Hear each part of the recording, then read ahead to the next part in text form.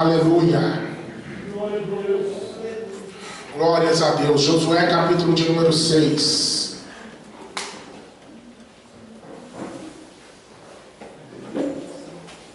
Vamos ver o versículo 20. Maravilha, Deus. Tu és tremendo, Senhor. Tu és bom, Tu és fiel, Tu és verdadeiro, meu Pai. Grande é o Senhor, muito digno de louvor. Glória a Deus. Amém? Quem encontrou o texto, diga glória a Deus. Josué capítulo 6, versículo 20, diz assim: gritou, pois, o povo, tocando os sacerdotes as trombetas. E sucedeu que, ouvindo o povo o sonido da trombeta, gritou o povo com grande brado, e o muro caiu abaixo, e o povo subiu a cidade, cada um em frente de si, e tomaram a cidade. Amém. Senhor, nós acabamos de ler a Tua palavra, fiel e verdadeira, e pedimos a revelação agora, que o Senhor traga um entendimento para esse povo entender, e compreender, e viver, e receber a força dessa palavra, em nome de Jesus. Amém. Pode sentar, irmãos, dá uma salva de palmas para Deus, glória a Jesus. Meus irmãos, a palavra de Deus vai falar aqui nesse capítulo 6 de Josué sobre uma grande batalha que acontece contra a cidade de Jericó. O povo de Israel estava indo agora para conquistar, para tomar posse da terra de Canaã, mas eles tinham muitas batalhas pela frente, porque era uma terra possuída já por várias nações, na verdade 7 nações, que eram muito fortes, muito poderosas, e a cidade de Jericó era uma das maiores, das mais fortes, protegida por um altíssimo muro que cercava e mantinha aquela cidade como uma fortaleza. Mas Deus havia falado: vocês vão conquistar a terra, comecem por Jericó, eu entrego Jericó e o seu rei nas suas mãos. E assim foi que o povo de Israel, ele vai rodear a cidade durante 7 dias, e no último dia eles vão gritar, e como nós lemos o texto aqui, quando eles gritam, o muro cai, e eles invadem a cidade, tomam posse de tudo que estava lá, e vão assim glorificar o nome do Senhor, apresentar ali o que vai ser de valor na cidade, como oferta para Deus. Era a primeira cidade, a primeira conquista que estava destronando todos os poderes da terra de Canaã, porque Jericó era uma cidade protegida segundo a fé dos cananeus, protegida pelos deuses mais fortes.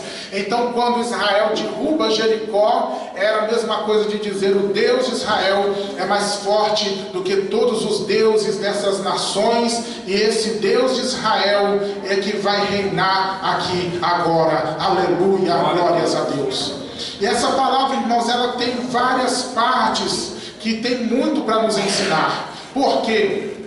Primeiro, porque todas as histórias da Bíblia estão aqui para nos ensinar. Deus não determinou essas histórias apenas para serem histórias bonitas, mas para serem ensino, instrução, para nós entendermos como caminhar e como avançar e como guerrear e vencer no mundo espiritual. Então nós vamos aprender aqui como vencer. Eu sei que há muitas batalhas diante de cada um de nós. Sei que cada um aqui tem uma guerra, tem várias guerras talvez, e você vai aprender aqui como vencer através do poder de Deus. Amém? Então vamos lá. Primeiramente, ora Jericó, versículo 1. Ora Jericó estava rigorosamente fechada. Por que ela estava rigorosamente fechada? Por causa dos filhos de Israel. Ninguém saía e nem entrava. Ou seja, Jericó, quando ouviu dizer que os filhos de Israel estavam chegando e que eles iam conquistar aquela cidade, aquela terra, Jericó se tranca mais forte. Ela vai fortalecer os guardas ao redor da muralha, ela vai colocar tranqueiras, ela vai colocar mais força do lado de dentro para segurar os seus portões, e Jericó vai ficar rigorosamente fechada. O que é que eu aprendo aqui nessa palavra? Que quando nós nos propomos a buscar algo de Deus, a fazer algo para Deus, a viver alguma promessa de Deus, nós precisamos já estar preparados para um levante do inimigo, para um contra-ataque, antes mesmo que nós partamos para um ataque direto. É por isso que, quando você se propõe a fazer algo na sua vida, a construir algo na tua casa, a buscar algo espiritual, a receber uma bênção de Deus financeira, a tratar algo na sua família em Deus, é por isso que a primeira situação que vem não é positiva, é negativa.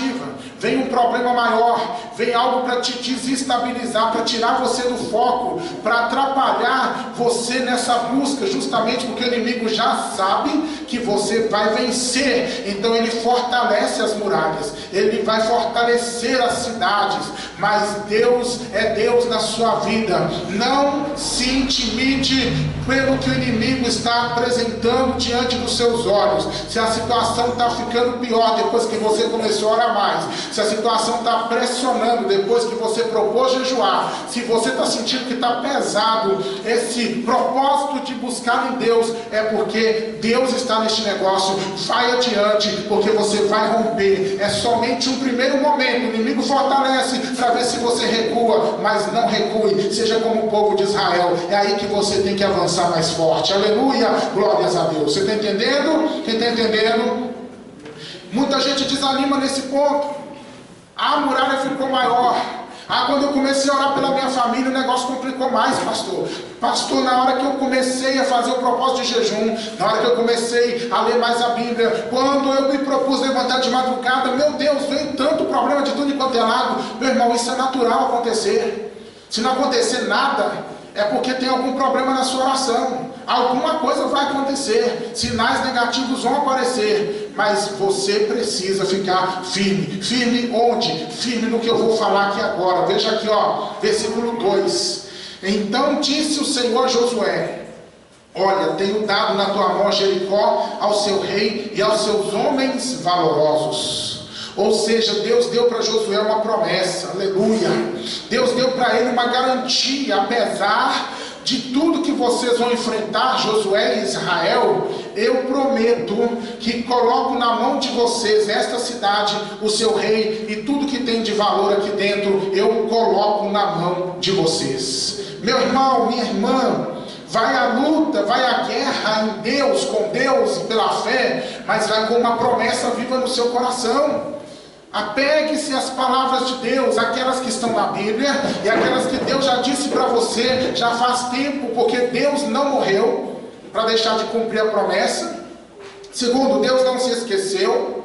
Terceiro, Deus vai cumprir, porque Ele é fiel. Amém? Então, tenha uma promessa viva no teu coração. Se você não recebeu nenhuma profecia, não recebeu nenhuma revelação, tem palavra de Deus aqui na Bíblia em abundância para você se apegar a elas e ter isso como combustível para a tua fé, para impulsionar você a continuar. Porque, irmãos, o que vai acontecer aqui para frente não vai ser fácil, não vai ser coisa simples, mas eles tinham uma promessa que cada dia estava incentivando eles. Quando eles andavam ao redor da cidade, quando eles caminhavam, quando eles pensavam que estavam cansados, que não ia acontecer nada, a promessa gritava mais forte dentro deles, dizendo: eu tenho dado nas vossas mãos a cidade, os seus valentes, o seu rei e os seus valorosos. Aleluia! Muita gente perde a batalha, sabe por quê? Porque entra na guerra só com a emoção. Porque entra no propósito só com a empolgação, ou pela pressão da necessidade, mas não tem uma promessa que se firma. Aí no decorrer dos dias, no decorrer dos tempos, quando as coisas vão se afunilando, vão se apertando, a pessoa não tem consistência para continuar marchando, porque não tem uma promessa, porque a emoção vai, a motivação diminui com o tempo, mas a promessa, se ela está firmada no teu coração, cada vez que você enfrenta uma batalha, essa promessa se acende mais forte e você tem força para continuar. Glórias a Deus, aleluia. E agora, a partir do versículo de número 3 até o versículo de número, deixa eu contar aqui, o versículo 3 até o versículo de número 7, nós vamos ver um conjunto de regras, de determinações, para que eles possam conquistar a cidade, porque não só foi chegar e conquistar, eles tiveram que fazer isso aqui, rodear a cidade 7 vezes, cercando-a uma vez por 6 dias, e no 7º dia, cercando-a 7 vezes, nesse mesmo 7º dia. Mas não era só cercar, os sacerdotes tinham que ir juntos, versículo 4, com as trombetas de chifres de carneiros, não era qualquer trombeta, não era para ir em qualquer posição, eles tinham que ir na frente da arca. No 7º dia, eles teriam que tocar as trombetas, e somente assim o povo iria gritar. Então era um conjunto de regras. Por que isto aqui? É o teste da obediência. É o teste da obediência. Deuteronômio capítulo 28, versículo 2, a Bíblia diz que o Senhor, Ele vai trazer bênçãos que vão te perseguir, vão te alcançar, se atentamente ouvirdes a voz do Senhor teu Deus. Então as bênçãos são condicionadas à obediência. O primeiro homem dessa terra, chamado Adão, ele errou porque ele falhou no teste da obediência. Deus deu várias árvores no jardim, colocou 2 centrais, do conhecimento do bem e do mal, e a árvore da vida. E Deus disse: comam de todas as árvores que estão no jardim, somente do conhecimento do bem e do mal não. Era um teste da obediência. Se o homem passasse nesse teste de aceitar a palavra de Deus, de se submeter à vontade de Deus espontaneamente, o homem estaria reinando na face da terra. Não haveria doença, não haveria pecado, não haveria demônio, não haveria nada disso. Mas o homem errou quando ele desobedeceu a voz de Deus. Mas durante a história da humanidade, o Senhor achou prazer em outras pessoas que obedeceram a sua voz. Noé foi salvo com toda a sua família e gerou uma nova humanidade, porque obedeceu a Deus quando Deus disse: construa a arca para a sua salvação. Deus trouxe a nação de Israel à existência por um ventre que estava seco, sem vida, que era o ventre de Sara, pelo gesto de obediência de Abraão, de sair da sua terra e da sua parentela e crer na voz do Senhor. O Senhor fez de Abraão pai de nações quando Abraão pegou seu único filho em obediência à voz de Deus. Abraão ofereceu Isaque no monte, só não matou, mas ele ofereceu. Nós vamos ver vários exemplos na Bíblia de obediência gerando bênção, porque este é um princípio bíblico. Isto é uma regra no mundo espiritual. E é por isso que Deus, antes de me dar a minha vitória, Ele vai fazer comigo testes de obediência. Deus quer nos abençoar, mas antes esteja disposto a ser uma pessoa obediente. Obediente à palavra de Deus, obediente aos mandamentos do Senhor, obediente aos determinantes de Deus aqui dentro das Escrituras, aquilo que Deus te ordena pessoalmente. Seja uma pessoa obediente, amém? Mas não somente obedecer por um dia. Veja aqui no texto que eles precisaram perseverar. Eles tinham que ter perseverança nessa obediência. Como eu disse naquele momento, muita gente que começa a buscar as coisas de Deus com base só na empolgação, dá aquele estalo de fogo por um dia, 2 dias, 3 dias, depois vai apagando, porque não persevera. Nós precisamos, irmãos, ser pacientes, mas ser perseverantes nessa paciência, insistindo na obediência ao Senhor, mesmo quando tudo ainda diz que não. Como foi cantado aqui, mesmo quando tudo está dando errado, mesmo quando tudo que a gente vê são apenas muralhas, que parece que nunca vão se mover, precisamos continuar obedecendo, amém? Seja obediente, mas seja um obediente perseverante. Não obedeça só por um tempo, por um dia, mas obedeça, porque Deus é Deus e Ele precisa ser respeitado na sua vida. Aleluia! Mas aí vem agora uma outra situação. Vem comigo aqui, por favor, para o versículo. Aleluia! Deixa eu achar aqui o versículo.